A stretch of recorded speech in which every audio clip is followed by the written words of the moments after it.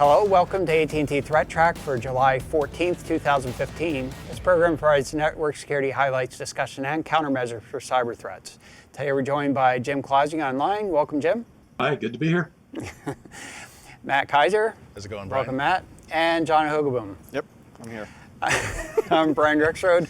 And first online here, you know, Jim, in the last episode we recorded, we talked a little bit about the, I guess, the looming yet another vulnerability associated with OpenSSL, and, you know, perhaps we'll have an alternative. Yeah, this one was first reported in a blog by Amazon. They are in the process of releasing an open source library that they're calling S2N, which stands for signal to noise. It's a TLS library.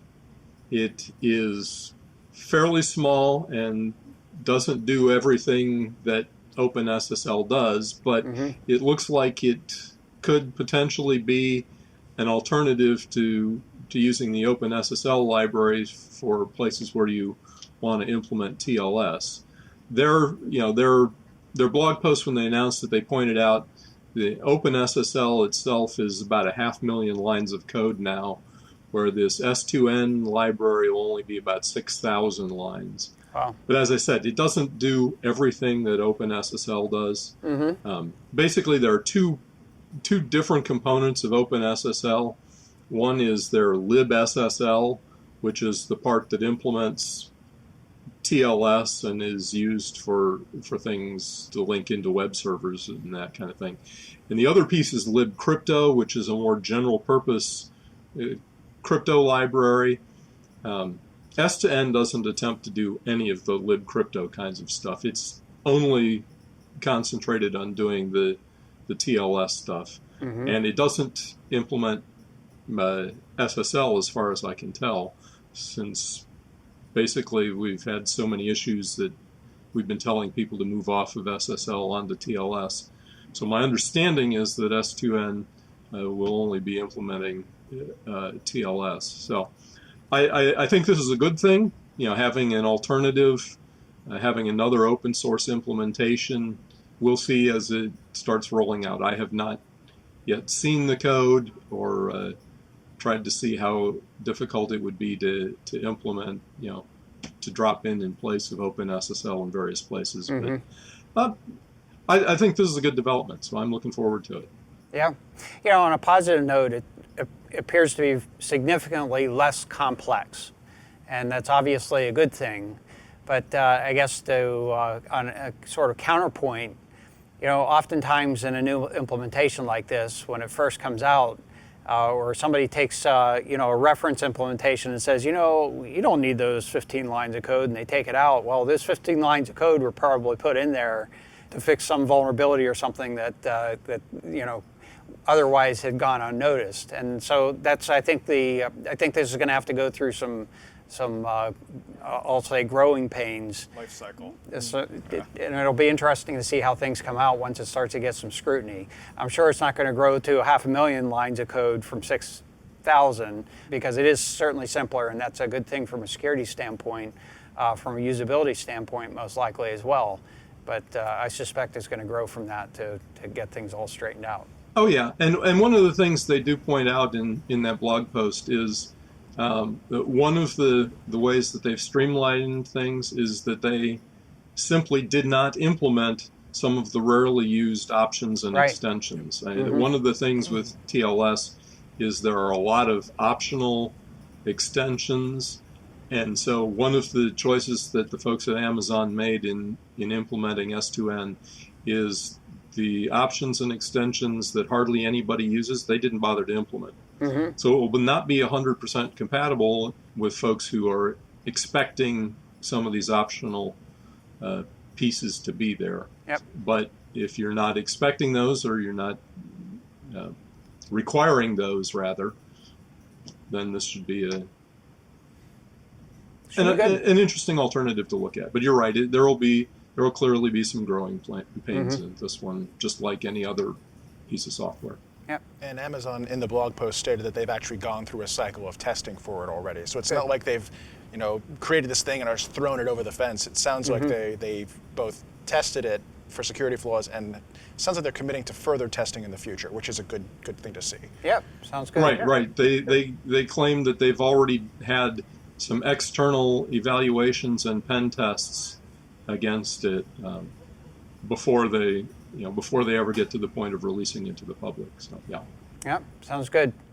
Although any cryptographic implementation can have little subtle things go wrong. So next item here, Matt, the anonymizing systems, and I guess there are all kinds of little tricks that we could play. So we've got another trick up our sleeve now, huh? Yeah, this one is pretty neat. So there's a researcher, Adam Caudill. He's let it be known that he plans on releasing something at DEF CON. Reminder, DEF CON's coming up, which is, like a second security Christmas. We had security Christmas last week when all the hacking team stuff showed up and everyone was just like, wow, this is how, this is how the big leaguers operate. But this is DEF CON's second security Christmas of the year. He's got plans for a system that he's calling ProxyHam. And the idea behind it is if you want to place yourself physically distant from the IP address you're using to do whatever it is you don't want others to know, this is an anonymity tool. It's a system that piggybacks a regular TCP/IP connection over the 900 megahertz spectrum, which is a spectrum that's shared by a lot of different devices, cordless telephones, not cellular, cordless, the ones that you plug in a base station at home and walk around the house, baby monitors, a number of other devices use this sort of freely available spectrum. This device allows you to connect over 900 megahertz frequencies to a base station that you've co-located near some other access point, up to 2.5 miles away, and then that device connects to the access point on your behalf, and you've just tunneled your whole connection through this very long distance wireless connection. It makes it much harder to physically locate you to the MAC address that you're using to connect to the access point. So the implementation seems to be using a very nice 900 megahertz antenna hardwired to your laptop, and on the other end, a hardware device that receives the 900 and turns it to Wi-Fi. It's based on a Raspberry Pi. He says he might be selling these things at DEF CON at cost, which is exciting. It's still going to be around $200. I think this is an exciting idea. I mean, people have been using sort of distance antennas to keep themselves away from access points, usually like the directional or CAN antennas for a while now. But this is sort of like upping the game entirely. The difference is that you need to have that hardware device that does the transformation from 900 to Wi-Fi for you, and you have to leave that somewhere distant from yourself with a power source and some sort of belief that it's not going to get tampered with. Because if somebody wants to trace you down, they'll find this device and then they may be able to log into it and find out details of your connection potentially. Tie it in a power strip and plug it in. Like the phone plug, maybe. Right. This one just looks like a box with a whole bunch of antennas at this point. That's So true. it's a I guess little you'd shady. have the antennas, right. Okay. The idea is to leave it at maybe near a coffee shop or a library or something like that. Apparently, there's plans in the future to put in some sort of anti-tamper feature that if someone cracks the case or does something to it, it wipes the contents of the Raspberry Pi SD card. And then maybe like a black box, if something happens, report back, this is the changes that were made, sort of idea. I guess I would recommend exercising caution about where to put a device like this, partly because you don't want to be that suspicious package. Oh yeah, if you see something, say something. Yeah, that's a bad idea. Well, that's the thing though. Like I think the hardest part of it is not going to be get the technical side set up. It's going to be finding a way to put this in a public or private space that it can still contact an access point that you have access rights to use and not create other problems. Right. And what sorts of bandwidth does he get over that 900 megahertz? No, that's a very good question. I know that he's real slow, or probably not great. The 900 megahertz, just to be clear, is not the current wireless, cordless phones. It's the first generation cordless phones were in the 900 megahertz range. Second the generation. new ones are all 2.4 gig or 5 gig. So this is old, and my guess is the bandwidth will not be real great. enough to shovel a shell over. I think you're right, hopefully, and but the opportunity for interference is probably pretty high as well. Yeah, absolutely. that's true. It's a busy band. But neat idea, nevertheless. So, Let's talk about our top 5, and this week's top 5 is protecting infrastructure. Now, the context here is basically running some type of an enterprise, and you have some IT infrastructure you need to protect. And so, I'm a little bit biased here, but tendency would be to think about, system administration and how to protect that infrastructure from a security standpoint. So let's go to you, Jim, first, and what do you think we should be doing here? Yeah, my first tip is implement least privilege. That is, don't give everybody access to everything. Only give them access what they need to do their job. That means, don't give, me administrative access to the accounting systems kind of thing. And partition those off. Keep them in their own enclaves. The accounting system shouldn't necessarily be able to talk to the HR. I don't know. I'm just making things up here as I go. But basically, keep the systems that have the critical data, in their own little enclaves where you can protect them better. Yep, absolutely. As we get more and more into cloud infrastructure, that notion of physically partitioning things becomes less and less. And so more and more we get into discussions about APIs and be able to interact between systems, but do it in a way that you've controlled through that API. That is, you can only access things through the means that the API facilitates, and then to have authentication associated with that so you can maintain accountability and controls in that sense. And in terms of granting user accounts, it is more work to manage least privilege. You have to define roles. You have to define who's performing particular roles, and you have to limit it to that. And the tendency over time is to we know the term feature creep, to basically have privilege creep, but it's something that you kind of have to resist or revisit and try to control over time. So, all right, Matt, let's go to you. What do you think is the next item? For me, it's sort of the opposite. In the way, it's the reverse of what Jim is thinking. Mine's more about a user account termination and audit of existing user accounts. So if you do have that sort of privilege creep, first off, for existing accounts, you should really be trying to minimize it, knock it back down, and say maybe on a monthly or yearly basis, does everybody who has admin access to their box really need it? Does everybody need this extra privilege or need to have this network connectivity established between business unit A and business unit B? Doing that will help keep a lid on the sort of problems you were just describing. But the other is account termination. There are many reasons why you'd want to almost immediately terminate user accounts when something goes on. In particular, when you have an employee being let go. If someone's being let go and the terms are not necessarily amicable, favorable, there's some people will see that as an excuse to sabotage or steal data, or do other things that they wouldn't be able to. They're already leaving the company. What can you possibly do to them is sort of the mindset. So including that, sort of tying in HR's decisions to the technical decisions and say, this guy's no longer here. These are the 20, 30, 40 accounts that you need to lock down immediately. Having that coordination is critical. So I highly recommend having that in place. Other key piece of it is, not just when folks leave the company, but when folks have their job change, their responsibilities change.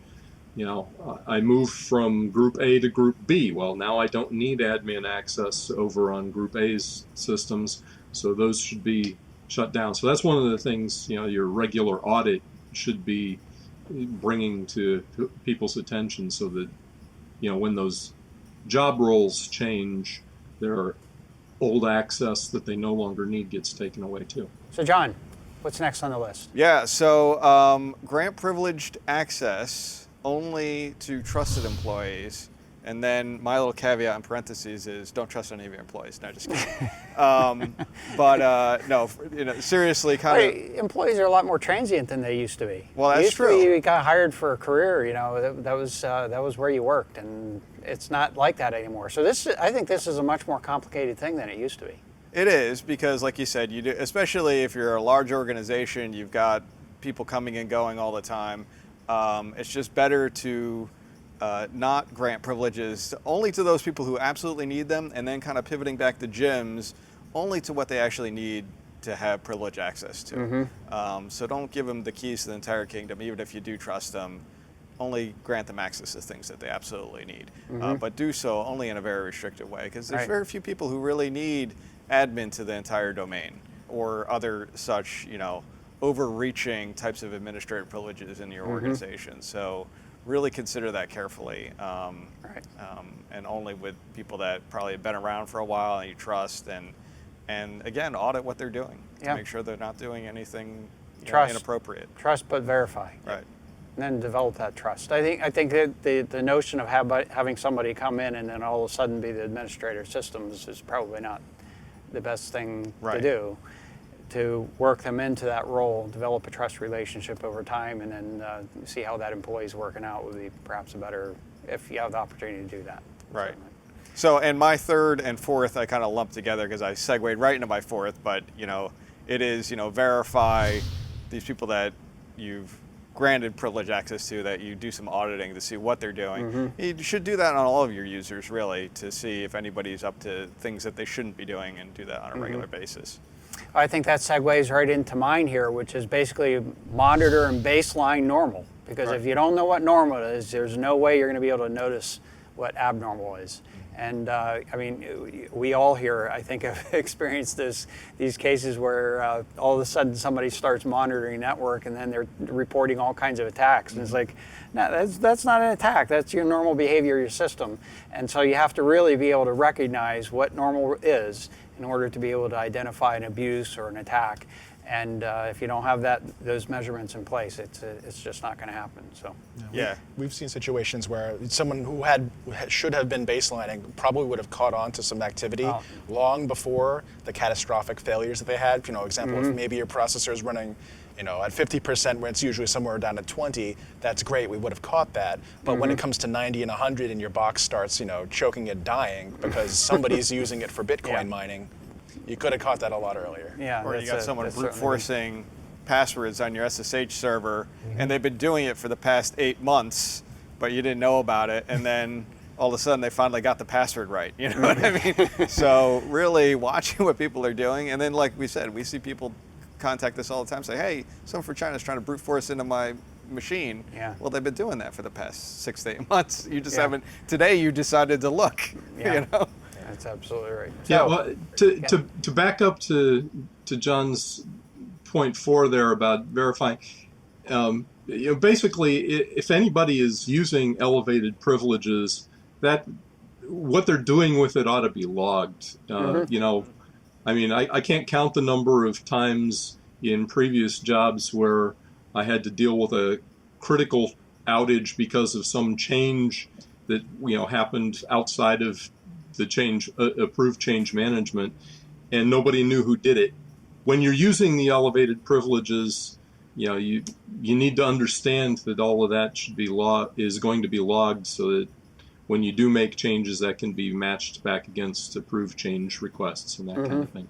Okay, so for the internet weather this week, we're going to do a very abbreviated version of it. I just wanted to share with you the Reconnaissance Index. We hadn't talked about this for a little while. We are regularly talking about the top 10 most probed ports and the activity associated with the and number of sources doing that probing, also the top 10. But to put things in a general measurement or a relative measurement of that activity is also very helpful over time. The way to think about this is it's kind of like an industrial average or a market index or something, except kind of upside down from that, or the inverse of that. Yeah, we'd like it to go down. We like the Reconnaissance Index to generally go down, but it has not really been going down. It actually, I think a couple of years ago, we were tracking a Reconnaissance Index that was around in the 20s.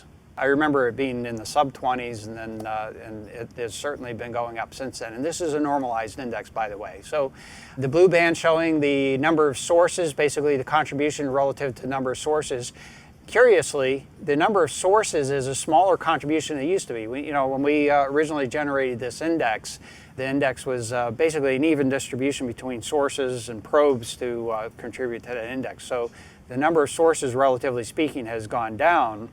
but the number of probes associated with a given source has actually in general, has gone up. So we've seen a relative increase in the number of probes compared to the number of sources that are performing that probing. And we also are still seeing a significant number of sources that are doing the probing activity. So rather than really big botnets, we're seeing relatively smaller botnets, perhaps more of them that are doing the probing activity and doing recruiting activity. And most of this, in terms of the probing activity, sources doing that probing associated with the Internet of Things that are not readily prepared or designed to be able to be connected to the internet directly. As you can see here, we saw a dip in the activity from around the January-February timeframe, went down a little bit, but we seem to be on an upward or an increasing trend over the last couple of months here. So something that we need to keep an eye on. It appears that, again, the probing activity toward looking for Internet of Connected Things, as well as some other probing activity, has been contributing to that. And this is a 1-year time frame here? It's a relatively 1-year time frame, a little over a year, 400 days. So Okay. about 1 year and 1 month that we're showing. That's our show for today. I'd like to thank you for joining us. And if you'd like to get in touch with us, you can email us at attThreatTraq@list.att.com. And you can find the AT&T ThreatTraq program on the AT&T Tech channel. It's on YouTube as well as on iTunes. You can readily search it, and we'll be able to find it for you. You can follow us on Twitter. Our handle is at AT&T Security. And I'd like to thank you, Jim. Thanks, John. Thanks, Matt. I'm Brian Rexroad. We'll be back next week with a new episode. And until then, keep your network safe.